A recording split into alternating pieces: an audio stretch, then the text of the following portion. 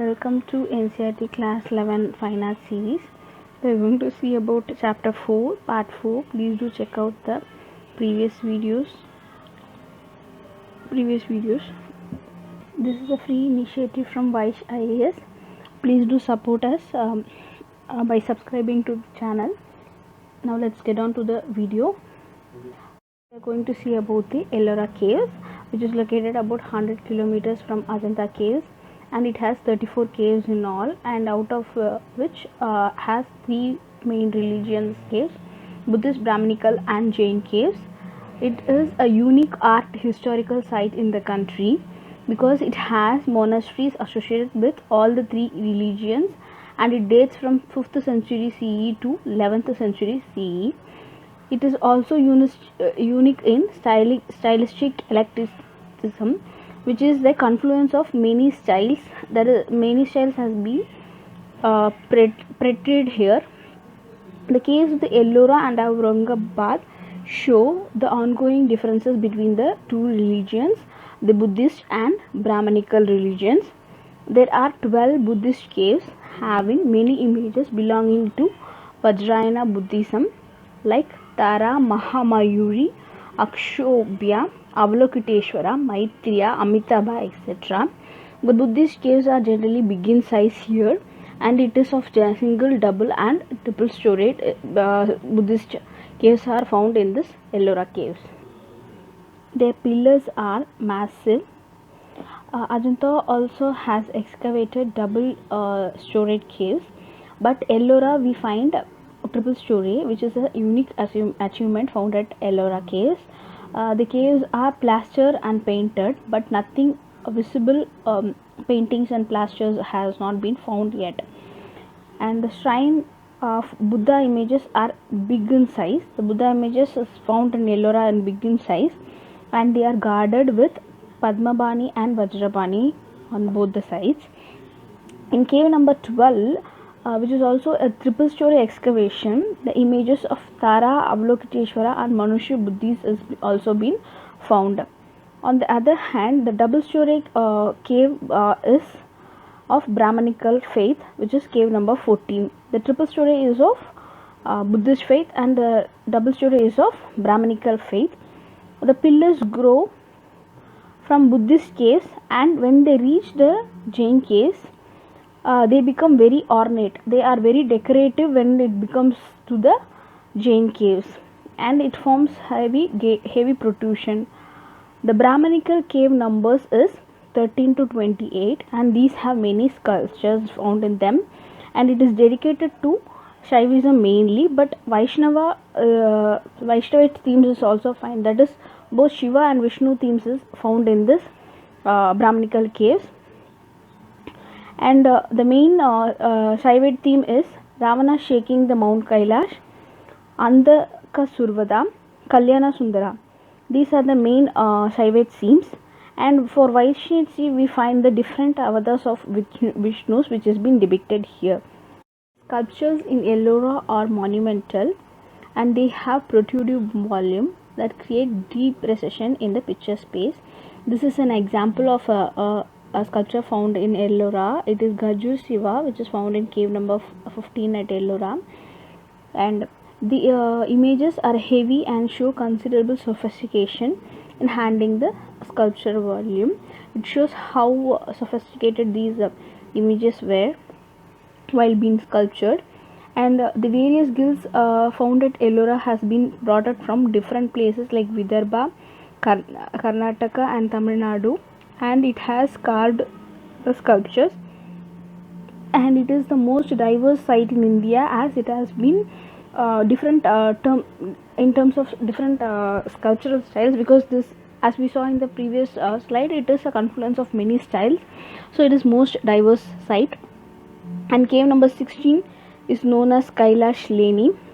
A rock cut temple has also been carved out of a single rock, which is a very special achievement of the artisans found here.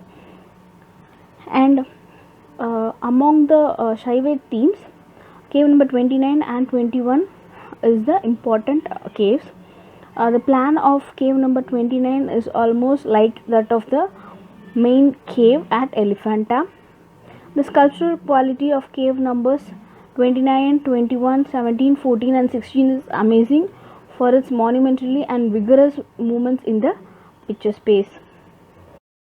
The Bagh Caves is located about 97 km from Dar district of Madhya Pradesh. It consists of Buddhist mural paintings. These are rock cut cave monuments which is carved over a period of time. These are not natural caves like Ajanta or Ellora, and this is carved during the period of Satavahana period, and this is also excavated by master craftsmen on a perpendicular sandstone rock on the face of a hill across a seasonal stream, Bagani. Out of the original 9 caves, only 5 have been survived, and all were viharas or resting places of monks, and they have a quadrangular plan, and a small chamber usually at the back forms the chaitya, which is a prayer hall. The most significant of the 5 caves is cave number 4, which is called as Rang Mahal, meaning the palace of colors, where the paintings on the wall and ceilings are still visible, and other caves and tempera mural paintings on the walls and ceilings can be seen at cave number 2, 3 and 7. Grounded powder was prepared from a reddish brown gritty and thick mud plaster, and it was laid on the walls and the ceiling, and over the plaster the priming was done, and then the paintings were made. So these beautiful paintings are still being visible, and these were found in the portico of cave number 4. Today they can be seen in the archaeological museum of Gwalior.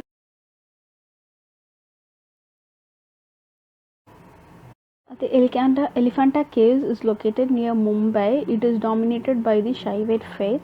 It is contemporary with Ellora Caves, and its sculptures show slenderness in the body with stark light and dark effects. The rock-cut caves of tradition continued in the Deccan as well. They are found not only in Maharashtra but also in Karnataka, mainly at Badamni and Aiholi, and it was executed under the patronage of Chaulukyas. In Andhra Pradesh, it was found in the area of Vijayawada, and in Tamil Nadu, it is found in Mahabalipuram under the patronages of Pallavas. Post 6th century, art has been dependent mostly on the political patronage than the public patronage, which is found in the early historic periods. And there has to be mentioned about the terracotta figurines that are found in all places of the country, and they show a parallel tradition with the religious sculptures. It is independent of the local tradition. Many terracotta figures of various houses are found in different parts of the country, which show their popularity.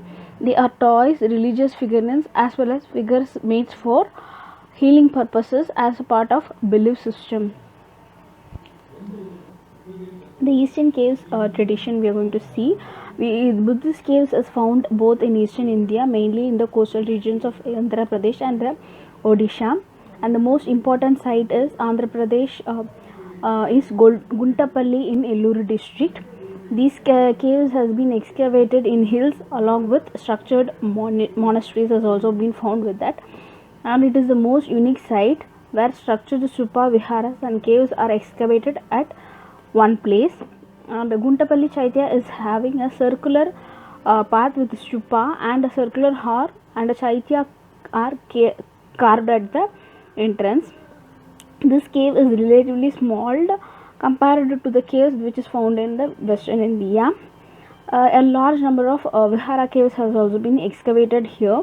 The main vihara caves, despite small dimension, have been decorated with chaitya arcs at the exterior of the caves. They are rectangular with vaulted roof and are carved either single storage or double storage, and they do not have a large central hall. These excavations date back to the 2nd century BCE, and there are some excavation which has been added in the subsequent 3 centuries, but all are of vihara types. The other important cave site is Ramarpallam, which has been very small excavation, but there are rock cut stupas on the hillock. At Anahapalli near Vishakhapatnam, the caves were excavated at a huge rock stupa was also carved out of the hillock during the 4th to 5th centuries BCE. Sorry, CE. It is a unique site. It has the biggest rocket stupa in the country. The more votive rocket stupas are all found around the hillock also have been excavated. The rocket tradition found in Odisha also. The earliest examples are found in Odisha as Udayagiri and Kandagiri caves, which is near Bhubaneswar. These caves are scattered and have inscriptions of King Karavella, the Jain king. According to the inscriptions, the caves were made for Jain monks. This is the picture of the Udayagiri and Kandagiri caves, and this is the details of the veranda of the Udayagiri and Kandagiri caves. There are numerous single skull excavation found here. Some have been carved in with huge independent boulders, and it has been given the shape of an animal. Big caves include a cave with a pillared veranda and cells at the back. The upper part of the cells is decorated with a series of Chaitya arcs and narratives that still continue to be the folk face of the region. The figures in this are voluminous, more freely move in space, and are an excellent example of a qualitative carving. About the Mahesh Murthy found at Let's see in detail about the Mahesh Murthy found at Elephanta Caves, which date back to the early 6th century CE. It is located in the Mayun Cave Shrine. In the tradition of Western Deccan sculpting, it is one of the best example for the qualitative achievement. And this image is very large in size, and the central head is the main Shiva figures, whereas the other two visible heads are of Bhairava and Uma. You can see here there are three heads found here. The central head is Shiva and Bhairava and Uma. It is having a high relief, having a round face, thick lips, and heavy eyelids. The face of Shiva and Bhairava has been clearly sculpted to show the difference of this is Shiva and that is Bhairava in this image by the bulging eye, and the mosaic is the main difference found here. The other face shows a feminine characteristics, which is of Uma, who is the consort of the Shiva. One of the Shilpa texts mentioned the 5 integrated faces of Shiva, and this image being shown only with 3 faces. This is assumed to be that same picture because it is the front 3 faces only that are depicted here, and the back face are deemed to be invisible here. And each face has a different crown as per iconographic prescription. This sculpture has been sculpted on the south wall of the cave along with the sculpture of Ardhanarishwara and Gangadhara panel. The Elephanta sculptures are known for their remarkable qualities and surface smoothness, elongation, and rhythmic movement. Their composition is very complex. The iconic arrangement of this cave is replicated in cave number 29 at Ellora. The seated Buddha is found in Saranath. This Saranath Buddha belonging to the late 5th century CE is housed at the site museum at Saranath. It has been made from Chunar sandstone. The Buddha is shown sitting in the Padmasana. You can see the image here, and it represents the Dharma Chakra Parivartana, which has been as the scene figures of the throne. The panel below the throne depicts the chakra in the center and deer on the either side of his displays. This is the representation of the historical event Dhamma Chakra Parivartana or preaching of Dhamma, which has been held at Deer Park in Saranath after Buddha has attained his enlightenment. This Buddha image is a fine example of the Saranath school of sculpture. The body is slender, well proportional, but slightly elongated. The outlines are very delicate and very rhythmic. The folded legs are expanded in order to create a visual balance in the picture space. The decoration in the hollow and the back of the throne indicates the artisan's sensitivity. The Sarnath Buddha images of this period show considerable softness in the treatment of the surface of the volume. The transparent drapery becomes the part of the physical body. Such refinement comes over a period of time, and these features continued in the subsequent periods. Please do subscribe and watch the other playlists available in the Vaish IAS channel and WhatsApp to the number shown in the screen for the details of the India's biggest UPSC test series. Thank you for watching the video.